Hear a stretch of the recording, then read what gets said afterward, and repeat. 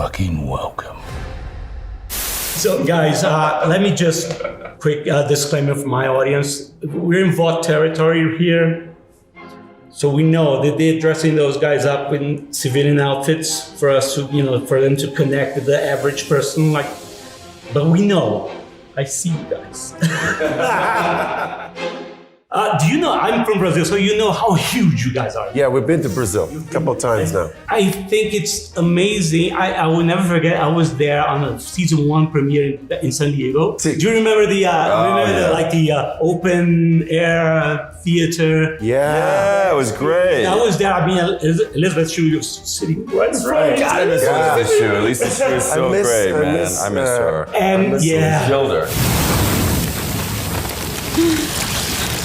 I did. But I will never forget, like in the first scene, when Adrian rushes by, runs through her. And everybody was, nobody was expecting that.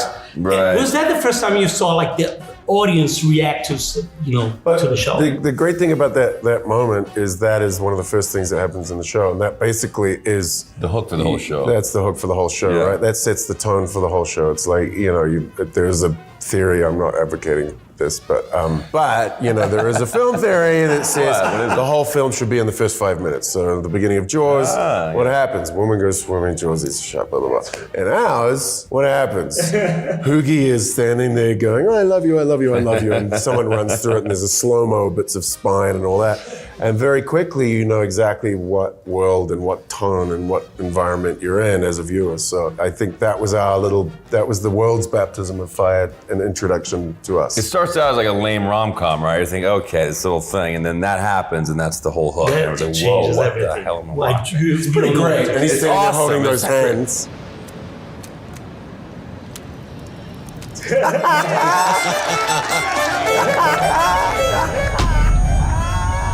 So, okay, guys. First of all, Karen, where's the channel? Oh my goodness. We need- I'm on Where's the channel, Karen? Nobody get mad at me, please. Where's the channel? We do. We made these delicious. Those are amazing. Yeah.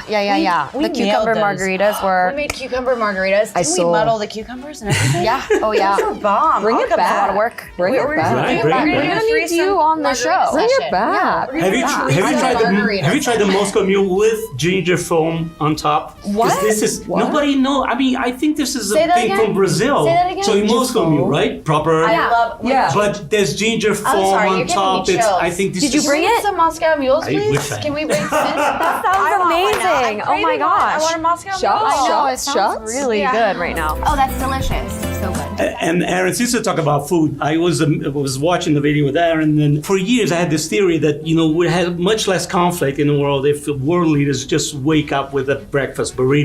Yes. And then Aaron was just all about breakfast burritos. I said, yes, somebody understands. I am. I love anyone who just thinks about breakfast burritos. Have I said that publicly? Yeah. You guys know that? Have I said that? I didn't know that. Have I revealed that? But also, you'd have to be a sociopath to not agree with that, right? Yeah. Right? Like bacon? Sorry to all the Everything. vegans. I'm really sorry to all the vegans, but bacon. Bacon, come on. With the bacon and eggs, oh God. I want a Moscow Mule and a burrito, a breakfast burrito right now. I need it. Oh my God. Scrambled eggs, bacon, avocado. Just simple. And now you guys are just owning your characters. So it's such, you can see the evolution. Usually you can see this when you start the show, everybody's, we're onto the script, and then you get to step up and own the character. So you know the I character. think I've always owned the deep. It's not what it looks like. And Chase, you are always getting into those outrageous things with the deep. And so you guys talk to each other about, how outrageous is, everything is going to be. So can we expect something like this in season 4? Your own thing? Oh yeah. Your own in the characters? Oh yeah, man. It's good. It's really good. I mean, they again, I think I was talking about yesterday. Kripke always bases it in character and pushes the characters further and further, on their sort of emotional journeys. And so everything that happens, as bizarre as it is around the deep, happens for a reason. A real emotional reason, you know, whether he needs, you know, the connection from the cephalopod, you know, that's obviously very bizarre, but I think it's just brilliant, and that's where the comedy comes from as well, is that tension there, and that he's trying to keep her secret, you know, and it's it's so absurd. But yeah, there's definitely the way they take the deep this year has made me really happy. It was fun to explore some of that stuff. If they had like this dating app, could you say me if we're swiping left or right? Raya. Right, like just sea cucumber. So you're swiping right or left? Is right a yes? Yeah. That's a yes. He's pretending to. I actually don't know. Gee, which way do I swipe? Which way do I swipe? I've never been dating on the internet. Brian. Oh, you got to swipe whatever the no. You can't. That's too much. Look at those fucking teeth. He's got anger problems. The damage. Anger problem. I just those teeth could do some damage. Imagine that, and piranhas work. I don't want to imagine They come in it. packs as well. Yeah. So it calls his friends. Nope. Mantis shrimp. Mantis shrimp. Epic. Might be Amazing too animal. small. I might have to pass. You know what I mean? Oh, They also have that I don't know where- amazing. They stun things with their. They've got the mantis. We're talking about dating this thing, okay? Not protecting me, I don't right? know, I'm just into the animal side. I'm not one of you. You wouldn't get it. Animals don't have the same impact. You just wouldn't on me. understand. You're right. You're 100% right. So Claudia, I love how your character is, you know, gaining more and more layers of complexity, especially with Jane V. Now you're walking around. I'm everywhere. You know, Walking She's around. everywhere. It's dangerous. right? Walking around. So Yeah. you guys She's taking a rap lap. on the boys, and you know, just Claudia's so okay. I'm back on set.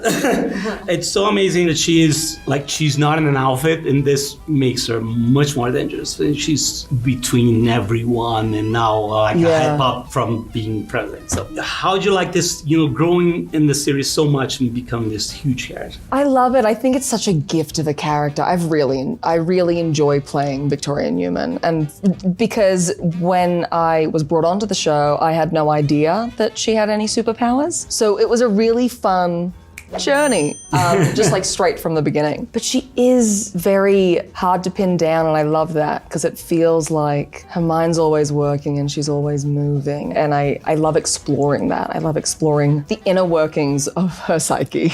It's really fun as an actor to just kind of dig deeper every season. Dig deeper every season with her. So yeah, I love it. I love sneaking around between like the boys and the soups. It's just like, it's such a delight. It's always fun to play a character like that, I think. Right. Yeah. I mean, it's just, her power is so vicious. But you know, after Gen Z, that we discovered, okay, this is not about popping heads. It's just this hemokinetic power. You just controlling the blood. So it makes her even more dangerous as you can perceive that she's doing the head popping by choice. She could do a lot of other things. This is, I choose. The head popping is just like, whatever. She's like, I can't be bothered today. I'll just pop a head. Call it a day. I'm tired. I bet by the time I was like, by this age, I feel like I would do that. That's a really dark thing to say. If you had that power. I just get to the point where I'd be like, I can't deal with you. Pop, Pop, done. Yeah. I said I wasn't gonna lose my mind, but then pop goes your heart. Oh, okay. Pop Sorry. goes your head. Good. We're starting a band. It's called Burritos and Moscow Mules. I love that. So Karen, Yes. another musical this season, right? So Kim, please. For anything more.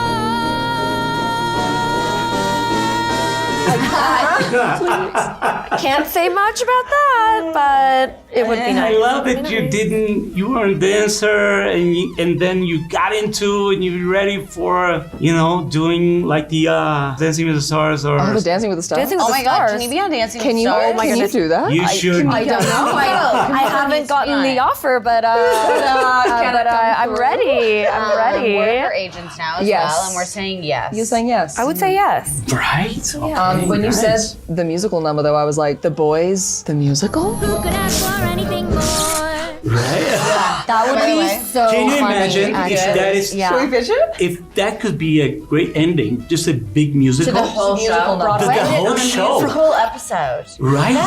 We keep surprising people. Somebody That would call be a Eric. surprise. Wouldn't that be? Call Eric now. And then, like in the mid, get Claudia in the middle, and when the final pose, like everyone's, whoa, the boys, and then Everyone's head pops out. Oh, this is. What an let's ending. workshop this. What an ending. together after. What an ending. Wow. No happy ending. No, come None on. here. I None don't here. expect happy ending. No. I love to learn that you came up with the milk thing on season 2. Not really me. No, Because you tried it. I would love to take credit for that. There was a scene in season 1, I think Madeline Stillwell, the lovely Lisa Shue, who I miss very much because she's awesome, was breastfeeding the kid. And I was looking through the wall going, started with jealousy of the kid. And then that introduced the idea. And then there was a discussion, I'd have to check my emails, but I think Eric and I agree. I think maybe I said it. I was like, oh my God, we got to get milk whenever and wherever possible.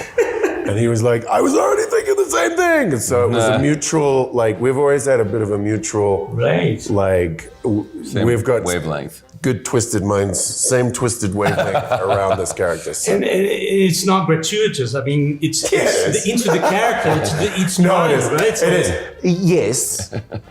Yeah, but I mean, there is an element. I mean, I didn't milk a cow and drink from the. I drank from the vortex. So, and Aaron, I love. I mean, that Starlight is this character comes from this conservative background, and she hosts to most of her upbringing, but she's into such a toxic world. She understands now. Everything flips in their mind, and she's trying to navigate through. I mean, I know people like that. They come from an upbringing very conservative, and then Sheltered. they, oh my God, and they understand the world. But it's a mixture of things. How do you see? I mean, I feel Annie's- like it's difficult to even say she understands the world, because my thing is like, if you enter a world where you've not only been sheltered and you've been raised in a religious like household, but you enter a world where everything that you think is true is like the opposite. How do you implement that and not move forward in the world without being totally hopeless? Like, how does she meet anyone without having that like leave some sort of psychological residue where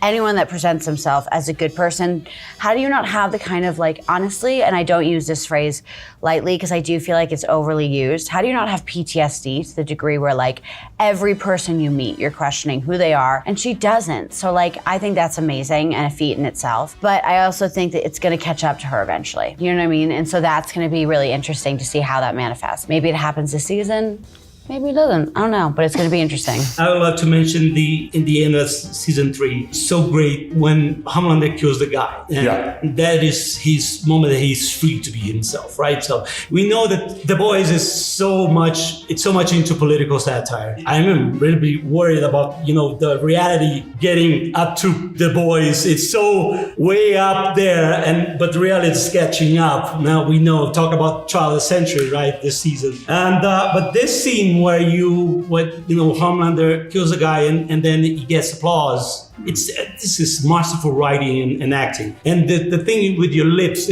you're ready to, I'm out.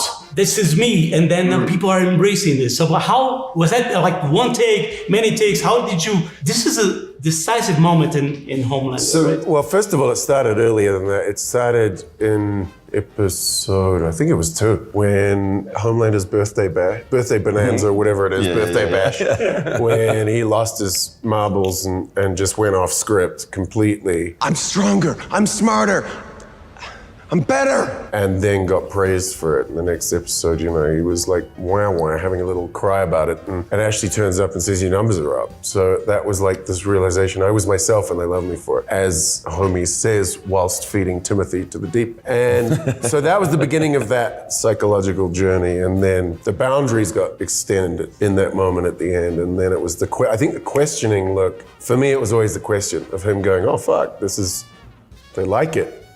But also underneath that, what does this mean? What does it mean? How far can it go? So it wasn't a like, haha, case closed. I know what I can do now. It was like, it ended on the note. You never see the end of that thought, which I think was really important because then it leaves it open to what else can happen. The door's open. And I think that was an important moment moving forward, and that definitely we walk through that door next year. This season, excuse me. Yeah. It's a great Bravo, moment. guys. Thank you so much. Thank you so much. Most of you,